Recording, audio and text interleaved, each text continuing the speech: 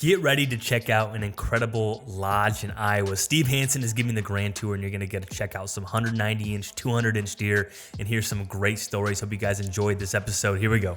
Well, I'm Steve Hansen. This is my partner, Joe Franklin, and this is the lodge that we built for our outfitting business for Straight Arrow Outfitters. And today we're just going to look at a couple of the historic big deer that were killed and a few of our big sheds of ones we're hunting still today. So probably the first deer that talk about, because we did have a lot of history with them, would be this one. It was a very, very unique day because we'd invited a few of our hunters to come back, some guys that just hit bad weather on their first hunt. So I think there was 5 of us hunting that night, including myself, and it was a perfect day. It had been a warm week, and then the weather was switching to a cold front, north wind. Luckily had a 35-yard shot at this one and, connected. But on that same night, out of 5 hunters, we killed a 168, a 174, and this one, which was 198. So yeah, that was probably one of the most spectacular evenings that I ever met. The chain of text going back and forth, pretty priceless on something like that. And yeah, this was his rack the year before, and it actually scores a little bit better. This has been repaired. You'll see he was chewed up by the time we found these. And then it just so happened we had this one from the year before. So that buck, when I was lucky enough to get him, that buck there was 6.5. And even though at that point I farmed that farm that it was on, did all the management work, did everything, I'd seen him cross the road one time before that, and when I shot him, that was the first time I ever really, truly laid eyes on him. So that was pretty cool. Well, I'm going to talk about one that I killed when I was actually a client of Steve. So I'm originally from New Jersey, and my last non-resident tag was a late muzzleloader tag.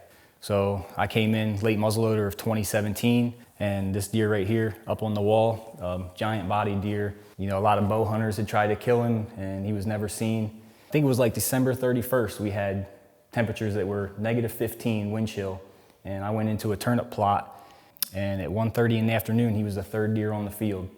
And I shot him with the muzzleloader, I dropped him right in the field, and he ended up grossing like right at 162. One thing that I'll remember about, I helped a little bit with the recovery, which was only a recovery because we could barely get trucks or 4-wheelers started to go get him. But Joe, the buck had dropped right in the food plot, and Joe roughly positioned him for pictures. And when we got back, he was about 10 feet away from where Joe had left him. Yeah, and so another buck came up and it just shoved him across the plot. And you could see it in the snow. Yeah, I mean, it was for real what happened. Disturbed, like something came out and just started goring him basically. Yep. And he was, stone dead, obviously. This buck here, this is, my biggest one by a fairly good margin there. That was taken early muzzleloader. We didn't have a lot of history with that buck. It was a very short, compressed timeline because my friends who owned the farm where I killed that one, they bought it that winter. So we cleared the farm, got it ready to go, planted it all to beans, and that buck showed up. They were out here, they were from out of the area, and we were going fishing up in Canada, and they saw him. And they kept telling me, they're like, "You're not going to believe what we saw tonight." And I'm like, "You guys are from New Jersey. That it's probably not as big as you think it is." But grabbed a camera, bag of corn, dumped some corn out, and this was July. And sure enough, he was right on it. And that was, that's how the whole saga started. And then one of the owners had a bow tag that year, and he was on a really edge spot trying to shoot a couple does, and that thing walked into the plot.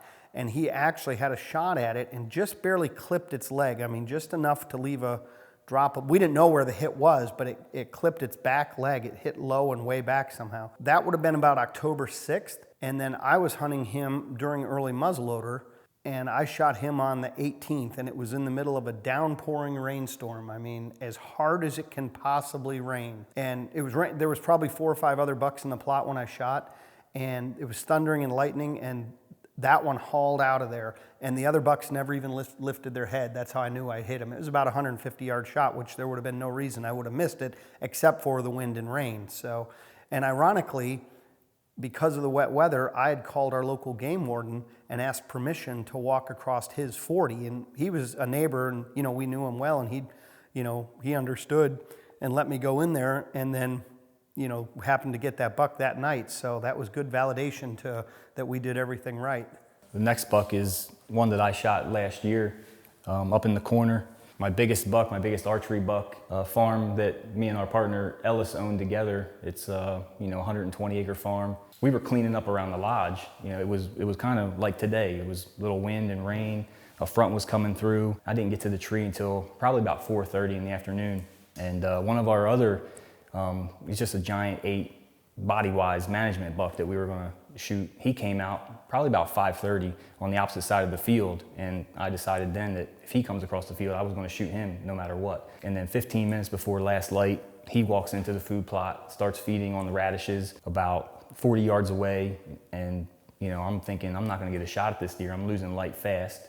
Well, luckily a doe, she came from my right, and he started paying attention to her. He turned broadside at 38 yards, and I hit him about as perfect as you can hit him, and he ran right in front of me and died down in the ditch. My bow season last year lasted about 2.5 hours, and I've never done that before, so it was pretty neat. One of our target deer coming into the food plot that we put in, and it all came together on the first sit. Yeah, that's another pretty unique deer. That was an archery kill, the double throat patch one there. One thing that was kind of neat about him is he didn't have those drop tines on the back at all the year before. He had a hand-shaped G4 on the right side, and so we'd named him the right-hand man. And then when he showed back up the next year, we couldn't at first place him, but the double throat patch helped, and he'd got rid of the G4 with the splits and added these drop tines, which was pretty cool. And the neat thing about that, well, that was a spot that I'd made, taken the dozer, cleared out a little destination plot on the way to a big plot, made a perfect path. I'd hunted it one time before and had a storm roll in and the wind got squirrely, so I bailed early. And then the next time I went there, it was hot, but the wind was real steady. It was a south wind spot. I had some does come out, and I'll never forget because I had mud on my boots, and the mud was drying while I was sitting in the stand, and I was, flexing my feet a little bit, and the mud was falling off and falling on the ground. Well, the does thought that was acorns falling.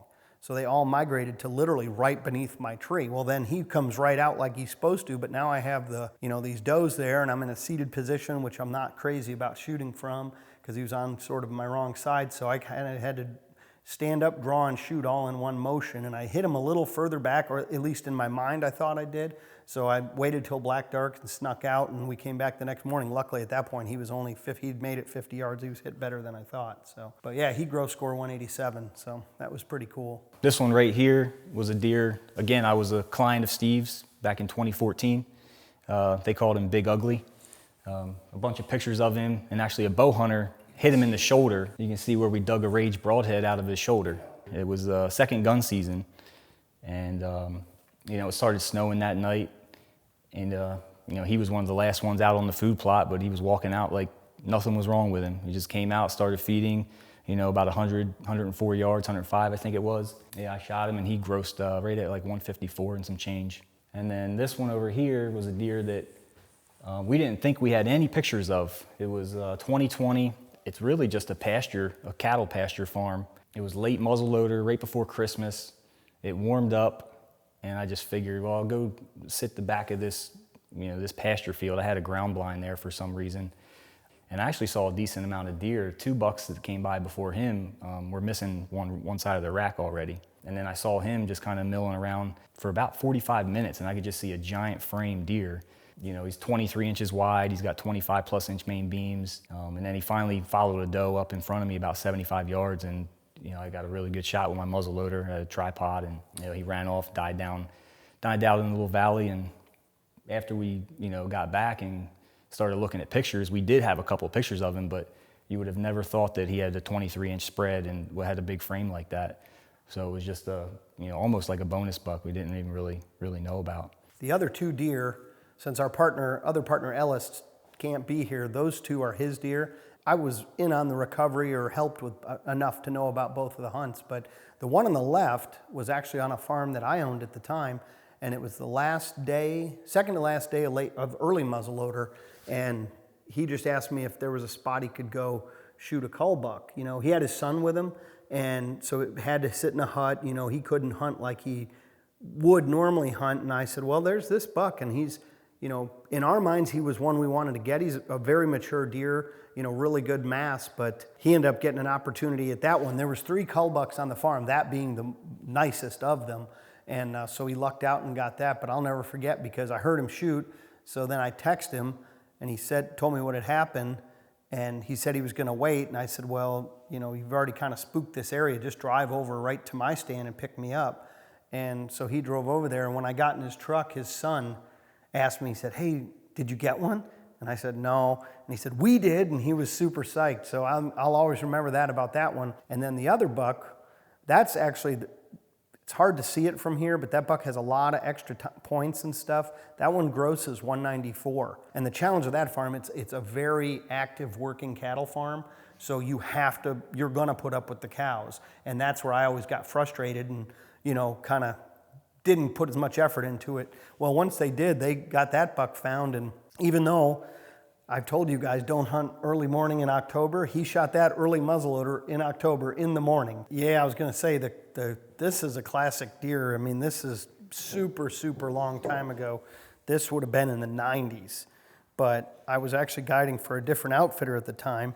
And that was, I'm not gonna say before trail cameras, but pretty much before trail cameras, and definitely before rangefinders and everything like that. But a couple of the hunters, we actually remember a woman from Wisconsin whose husband was a Pope and Young scorer, and she missed this deer. And she was saying, she's like, it's gotta be close to 170 as an 8. And I thought, there's no way, you know. Well, it turns out, and again, we had no pictures of it, I was bow hunting, it was a day or two before Christmas. It was like the 22nd or 23rd of December. And we had a big property for the outfitter that I was working for, had a lake on it, and it had some ponds that kept the silt out of the lake. And they'd done a bunch of dirt work and had it all seeded to winter wheat. And I was hunting those winter wheat areas. And I saw this buck out in the food plot that night, or in the seeding. And crazy night, bucks everywhere. We had another really wide one that was out there that night, and ended up having a buck come right underneath me, and it was wounded. So I ended up shooting it with my bow, and then, you know, shot it and sat back down, got all my stuff organized, and and I look out in the field, and all the same deer were there except this one, but there was a giant bodied deer with no antlers. So I was like, holy shit. So I went and and it was fairly early yet, so I got down, went hiking around, and I mean, in a winter wheat field, it didn't take long to find these, and they were both laying right there. So I picked these up, tied them to my pack, walked back in, found my arrow, tracked that one down. That one was dead, drug him out to the edge of the field, and then for some reason, my brother had dropped me off that night, and he was down staying with us at the lodge for Christmas break.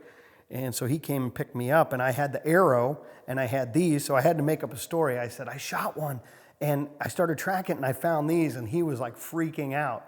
But what was even cooler about it is, as far as I know, this deer never was killed. My brother found his sheds the next year, and he turned back to a mainframe 10. He actually scored a little bit bigger.